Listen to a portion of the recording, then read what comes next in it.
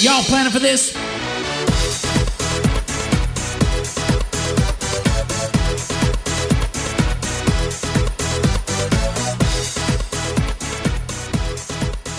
Hello, everyone, and welcome to another episode of the Perfect RIA podcast. I am your host, Matthew Jarvis, and with me today is a unique guest, a good friend of mine, Lindsay Picone, who I've known.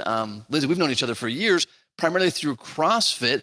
And you might be thinking, wait a second, why do we have a CrossFit nutrition habits coach on this call?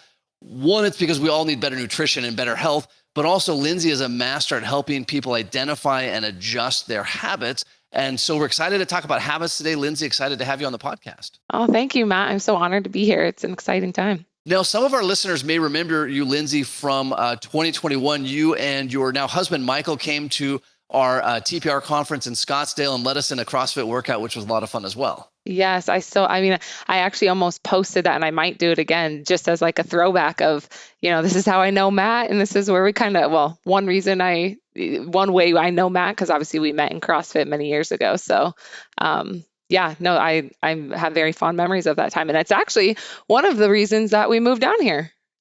That's right. I'd forgotten about that. Well, Lindsay, let's talk about habits. I know when a lot of us think of habits, or at least when I think of habits, I just think of bad habits like, hey, I shouldn't have that bag of chips, or I should exercise more. But tell us a little bit more about your approach to habits, how people can improve them, start good ones, et cetera. Yeah, exactly. So essentially what I have kind of evolved into is a habit coach. So I started off, calling myself a nutrition coach, a CrossFit coach, and I kind of put myself in that box. And I used to train people on very strict like macro and very, just dialed in nutrition.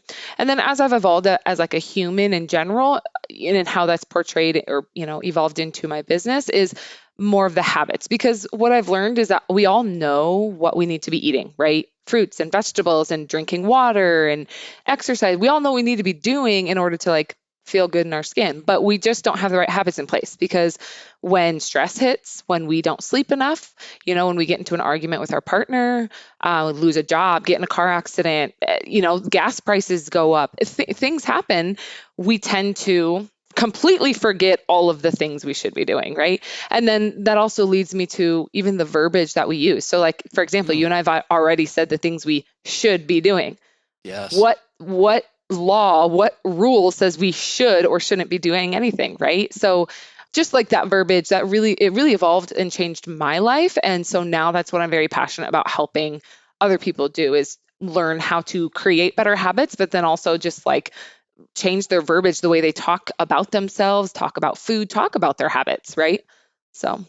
Well, there's two things I'd really love for you to jump in. I'd love you to jump in more on that should discussion. I know you and I are both very passionate about the power of language, but also you mentioned just a minute ago about how when there's stressors in our environment, right? A partner, gas prices, whatever it is, that it's very difficult, or it can be more difficult to stick with good habits. Could you jump into both of those a little bit more? Yes, yeah. So first with the verbiage, it's a really deep thing. So it's not it could be as simple as quite literally changing the words that you use, and that definitely helps.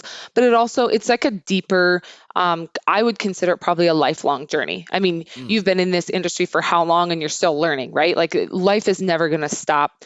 You're never going to stop learning. You're never going to make that, okay, I'm done learning now. I know everything in the world, and things change. So it's like a deeper mindset, right? Like a deeper process than just changing the words. So it's really sitting with like, okay, where did that verbiage come from? Did I grow up hearing this? Did I read it? Did society tell me this? And then, what serves my life and what doesn't? Do I feel like, for me, for example, I think like things I should do would be to be vulnerable and be real. Like, so that's one thing that I've really prided myself on, because it's what connects me with people, and I'm comfortable doing that. And it challenges me to continue to grow. So for me, saying I should be vulnerable is not necessarily a negative thing.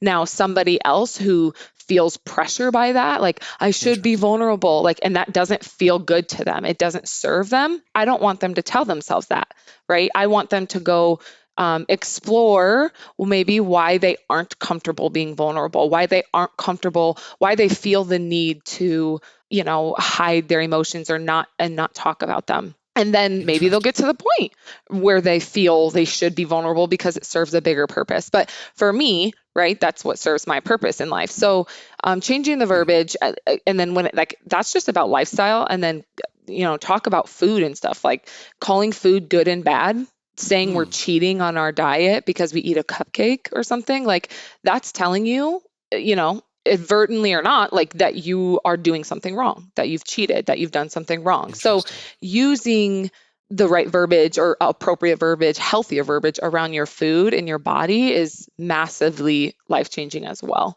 So that's why I'm so passionate about that, is because it's changed my life, but then also it's just something we can all do. We can all be aware of that. For example, to give you another real life example, Please. my husband, now husband, it's kind of cool to say that, Yeah. he has expensive taste. He loves fancy, expensive sports cars and guns and big, nice houses. He loves looking, at the cool real estate in the world and things like that. And he used to really struggle to say things like, someday when I make enough money, I'm going to have that car or that home or whatever, whatever. He used to say, I'll never make that much Mm. money. And I really challenged him. I have to do it lovingly, but I really Of challenged him to course. say, hey, just start saying, I hope someday I can afford that house, or I can't wait to someday make enough money where I can do this, that, and the other, right? And it's Yeah, going to I be love different that. for everybody, but that little mindset shift will make a huge difference in how he explores job opportunities and explores investing and things like that. So something like that, just real life example that doesn't even have to do with food. Lindsay, I love the comment you made a minute ago. By the way, it's a powerful example. I know in our family, we're not allowed to say any like negative statement unless it's ended by a yet. So it's like, oh, I can't do double unders. Well, not yet, right? Yep. Whatever that is. But I liked what you said about going back. Like, why am I programmed a certain way, right? Whether it's what's a good or a bad food, or even like how often I have to check my emails, or all these haves to do. It's interesting, and I'd love to hear your thoughts on this idea of like, let's step back. How did you get that programming? Like, where did that idea come from? It's not a law. It wasn't the 11th commandment. Like, talk to us a little bit more about Mhm. discovering where that programming came from.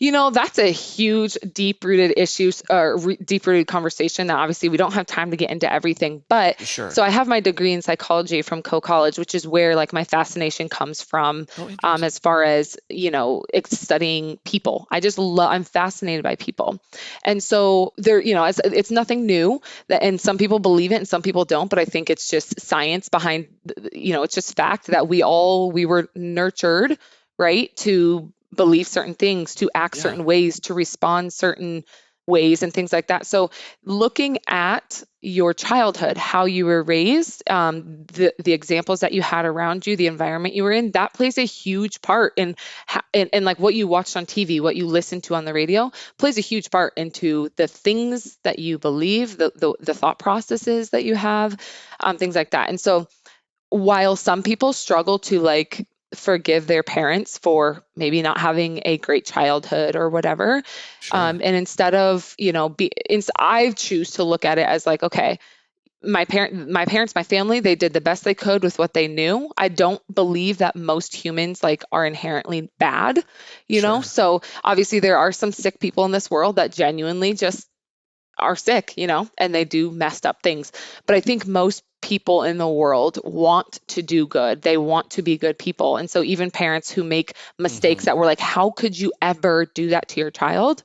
They clearly so then I mean go back even to their parents, who Yep. then their parents, then who their, and so it's like a huge long trail, which is why I think it's really fascinating and almost important for everybody to know something, do a little bit of research on their ancestries, their lineage, like Interesting. look into your grandparents a little bit and learn why they raised your parents to be that they were, and then that will help you understand why your parents did the things they did, and then hopefully all that should do for you is be able to not harbor negativity towards your family, Mm. Hmm. right? And also understand, because some people get frustrated with themselves, like, I don't understand why I can't stop thinking this way, or why I choose the cupcakes over the vegetables or whatever, right? Like, I don't understand why. I know I should be doing it. Why can't I do it? So understanding like where it came from, it could be very, very helpful for you. Boy, I love that. I think about business applications of that as well, right? And obviously, it's critical with your family, your upbringing. But even like, what were your early jobs, and how did those managers respond, and what were the Hmm. expectations? What does hard work mean, right? Hmm. We talked about food and nutrition, but like, what's hard work? Does hard work mean I'm in my desk chair for 10 hours a day? Or does hard work mean I produce X number of results? Yeah. So I love that, Lindsay, to take a step back and say, all right, where did this programming come from? Yeah. Because it's not the law. Yeah. And then I think that leads me to thinking of like success. How do you define success, right? And then that ties into the verbiage that you use. So for me personally, I'm not motivated by money. So I don't want to make $1 million if I'm not fulfilled, right? So what does success look like to me? Success looks like X, Y, and Z, and it doesn't include making $5 million in a month. However, some people are like, no, I want to make this much money, or I want to drive this kind of car, or I want to have this kind of freedom, this kind of time freedom, whatever it might be. So how you define success is going to be huge. And then also how you talk about that success, because comparing yourself to somebody else's success, if it doesn't even align with yours, then you're doing yourself a disservice by even considering it like a measuring mark, right? Which Yep. is why this just leads me into everything habits, right? Because then how we talk about our habits, as you can tell, everything kind of ties together. You can't just focus on business. You can't just focus on food. You can't just focus on your nutrition or your fitness. Like you have to kind of look at the whole picture. And it can be super overwhelming, very, very Interesting. overwhelming, especially if you know, kind of have a lot of baggage or have a lot of things you want to unpack. And it's like, oh my gosh, how am I ever going to I don't have time for this. I got to grocery shop. I got to take care of my family. I got to work out. I got to work.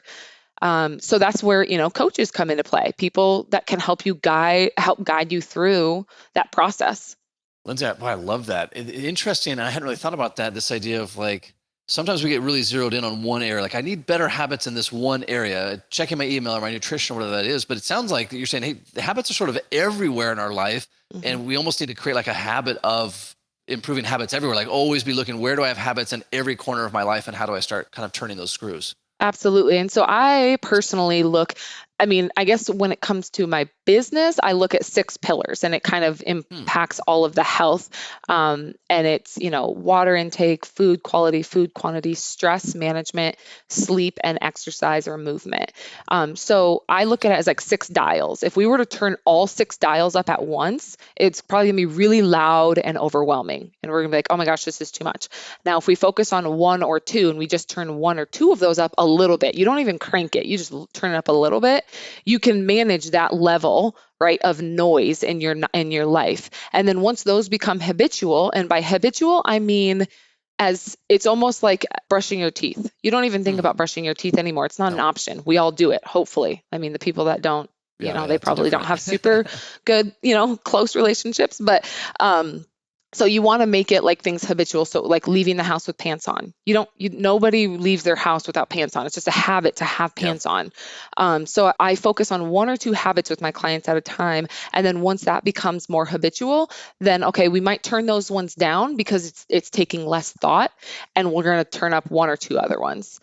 So that's Love that's it. why I believe that coaches need coaches. We all need some kind of leadership in our life, whether it's a mentor, a coach, a business partner, or just someone that we look up to that can kind of guide us and give us give us wisdom. I think that's very, very important. Lindsay, those 6 pillars that you mentioned, are those your personal 6 pillars? Are those the 6 pillars that you recommend that your clients look at? I've got some questions about those. Yeah, so I mean, they're just 6 pillars that like over the past 4 or 5 years that I've been running my business, I've just noticed are the most impactful as far as making body changes, which is why people like the majority of people come to me because they're like, hey, I don't like my body. I Yeah. need to change something about it. And so in order like I said, I started off very nutrition based and very like macro strict nutrition based. And I mean, I got a lot of results for a lot of people, but now as I've evolved as a human, I've kind of realized, oh, but there's also more, you can have more freedom and make that progress towards your body changing goals. Looking at a bigger picture, Yeah. but then also addressing, things outside of just your body goals of like, stress management, how you manage your stress and sleep habits and things like that. I love that. I liked that. I love that your pillars weren't these really exotic things. And for those of you that don't know Lindsay, right, you're a phenomenal athlete, a competitive athlete. You have been your entire life, right? You competed in college, all these different things. The water intake was one of the first ones. I think sometimes we think, all right, my pillar has to be like the number of double under jump ropes I do each day, or it has to be the number of push-ups I do each day. But you're talking about like one of the most basic things, which is just water intake. I love that it starts so simple. I think we get sidetracked and I think I've got to have this exotic goal, I have this exotic measurement, and then the important things fall by the wayside. And that's why I cannot stress enough the importance of going back to the basics. Like you just said, most of us, we make these, and it's great to have these elaborate goals. I have these elaborate goals, right? But I look at it, and this is something I actually learned from you, right? And I read the book, The 12-Week Year, is breaking our big goals down into smaller goals that are more attainable, and then breaking it down even into daily habits. What daily habits can I do in order to reach those 12-week goals, right? Or whatever it might be. So yeah, a lot of people, they tend to neglect the most basic of things. And that's why we get wrapped up in thinking we need to go to a CrossFit gym or some kind of gym for Whatever an hour it is, or 2 hours or 3 hours in order to see progress. But when some people could benefit from literally doing a 20-minute walk a day, right? Or some people could literally benefit from just focusing on getting 8 hours of sleep rather than saying, oh, I can sleep 4 hours, but I don't worry, I drink all my water and I work out every day and I eat all the right foods. So I should be fine. But really, I mean, and yes, there's going to be a level of success or progress you're going to see, but I like to promote like not only like looking good, but feeling good, having energy, and just feeling more fulfilled just in general. And that's where like all of those things come into play. Boy, there's so many directions we could take this, Lindsay. I want to highlight coaching just for a minute, and we'll do some wrap up. Okay. And I know that you're very passionate about coaching. You've been a coach for a lot of years. I love, and for anyone listening who doesn't have a coach in some area of their life, I think it's a must have. I know I was working with my coach recently, and I was mentioning to him like, hey, listen, I've been missing my workouts in the afternoon because life gets busy. And he kind of, and I'll keep this brief. He says, you know what? I know you like to work out in the afternoon, but you have to stop that. You need to change because you need to work out in the morning. Like for me personally, because you're letting your fitness slide because you get too busy. And I had in my mind like, oh, I have to do my workouts in the afternoon, right? I have to do it at this time. Nope. The coach was able to see like, Jarvis, that's not working for you. We need to find a system that works for you. Mm-hmm. Oh yeah. And I think that's what is one of the most challenging parts of my job. I say job loosely because I really don't consider this a job. It's so amazing, but is getting people to try different things. And that's why one of my requirements in my initial intake with people is like, are you open to other ideas? Because I'm going to suggest other ideas. I'm going to suggest I'm going to challenge you a little bit, and I want you to try it. And I want you to try it for a week or two and see genuinely after a couple of weeks how you feel.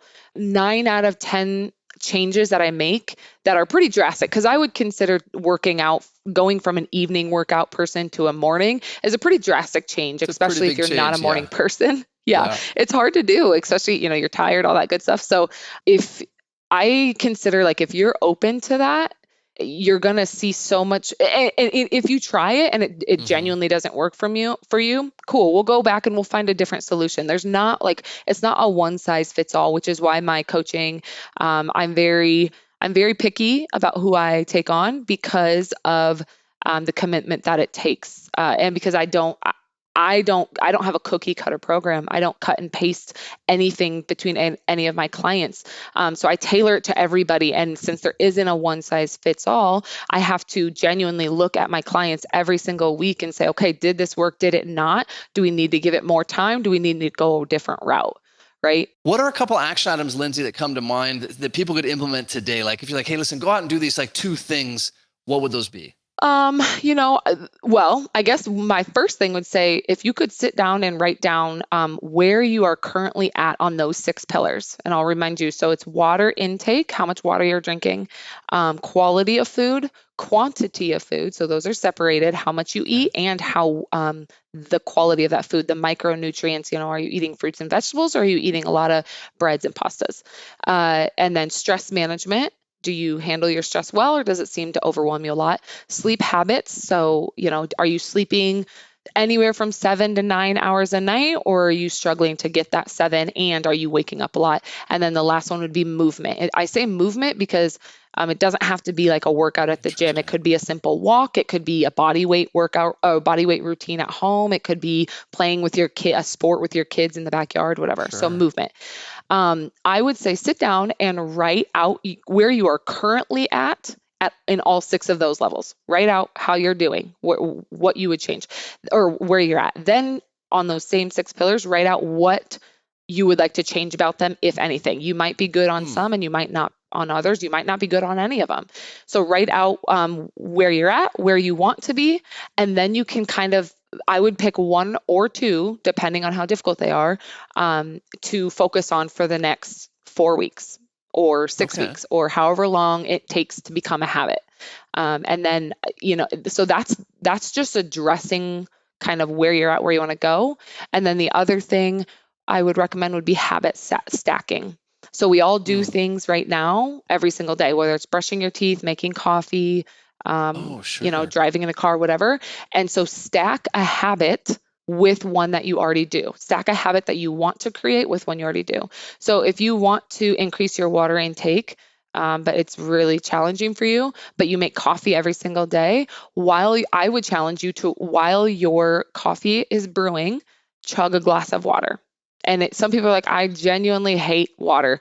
Chug it like you're back in college and you're taking shots. Yeah, chug it, just quickly. Whatever plug your nose if you have to. Do what you got to do to get it down. And then, maybe before every single meal, you just chug a glass of water, whatever it might be. So just stacking habits can be life-changing as well. So those are the 2 most basic things I could probably start somebody off with. I love that idea of habit stacking. I had never really thought about that, but I just put a big note on my desk for that one. So that'll be great. Yes, you could research that. It's huge. Yeah. Lindsay, thank you so much for being on the show and for going over these pillars and for all that you're doing. And then for all of our listeners, I think this habit stacking is pure gold. I mean, everything Lindsay talked about is gold, but habit stacking, pure gold. I'm going to start looking and say, all right, what am I going to do after I brush my teeth? What am I going to do after these different steps so I can stack that? Lindsay, again, thank you so much for your time. And for all our listeners, happy planning. Thanks, Matt. Hold on before we go. Something that you need to know. This isn't tax, legal, or investment advice. That isn't our intent. Information designed to change lives. Financial planning can make you thrive. Start today, don't think twice. Be a better husband, father, mother, and wife. The perfect RIA, the perfect RIA.